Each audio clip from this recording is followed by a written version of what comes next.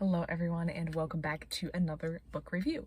Today I'm going to be reviewing Image on the Edge by Michael Camille. And now you'll notice there is a big sticker in the middle of this cover, which kind of ruins the effect of the cover, and that is because I ordered this from a different library outside of my library system, which I'm very thankful and appreciative that I had the opportunity to do this, but sometimes they put a huge sticker with all my personal information on the cover because I have to return it and it has to be routed back to the correct library, and so I don't want to put that all out on the internet, so I just stuck a sticky note over top of it, continuing the look of a completely covered cover.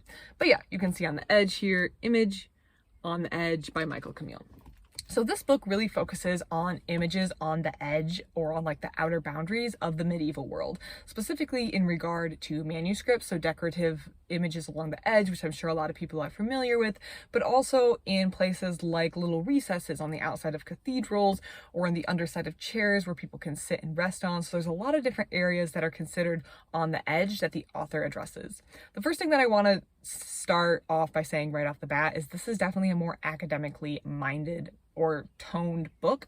So this is not an introduction, this is not a whole collection of interesting pictures. This really dives into some of the more academic aspects of Image on the Edge.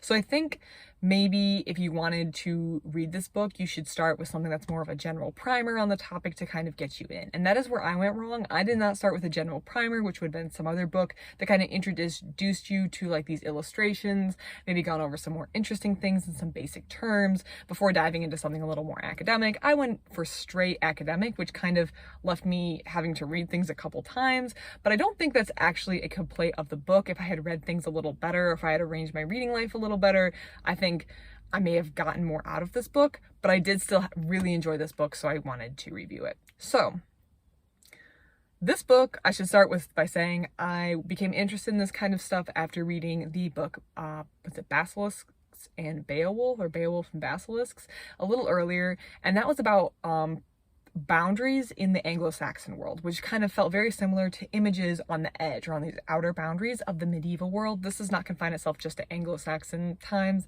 but I felt like the premise was the same. Those things are kind of marginalized and on the outside. So in Basilisks and Beowulf, we're just going to call it that, there are people who can go between boundaries, there's the monsters who live on the other side of the boundaries, and these boundaries are rigidly enforced and they're very important for the normal functioning of the world. Image on the Edge is more about these things that kind of exist in this like space, this liminal space between the actual text and the edge of the book. So things can get really weird and really interesting in there, and this book walked us through some of that stuff. Like I said, I did not start with a general primer on this. I dove right into the more academic book, which was probably my fault.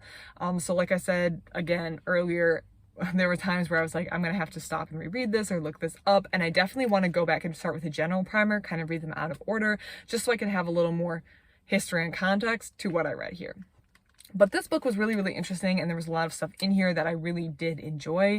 Some of the highlights include, have you ever wondered why there are snails and knights, specifically the snails chasing the knights? There's a whole section on this.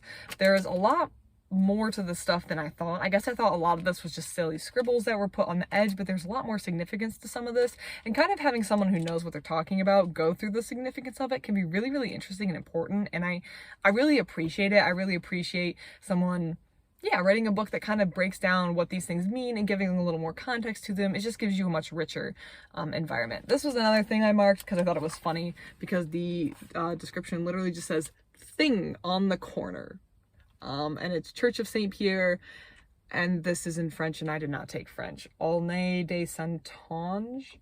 But I like how it's just considered a thing, because I guess they aren't really sure what it is. But that's how, kind of points also to how the author doesn't just address like art and the edge of books, but also things that are just high up. They also talk about in this book how some of this stuff wasn't known, especially on the outside of the cathedral, until they were able to have modern techniques to get back up there, or I don't know if they use drones or like special scaling techniques so they can get back up to the top of the cathedral, where way back in the day, once it was built, that stuff was just up there and outside the realm of what normal people would say.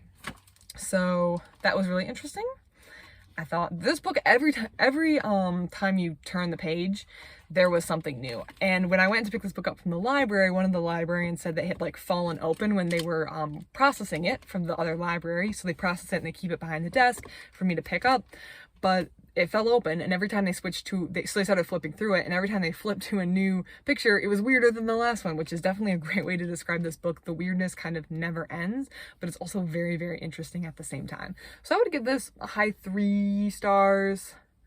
It was good, and I think I would have enjoyed it more if I'd started with the general primer. So that's what I want to say. The way I'm like, the reason I was confused or things might not have flown as nicely for me is because I didn't have the background. However, I do think it's very enjoyable and I learned a lot. And if you're really interested in maybe these scribal notations on the side or these doodles and drawings, Image on the Edge, Michael Camille, really, really a good book, and I really, really enjoyed it. So I would actually really recommend this. Other than that, everyone, I hope you have a great rest of your day. See you later.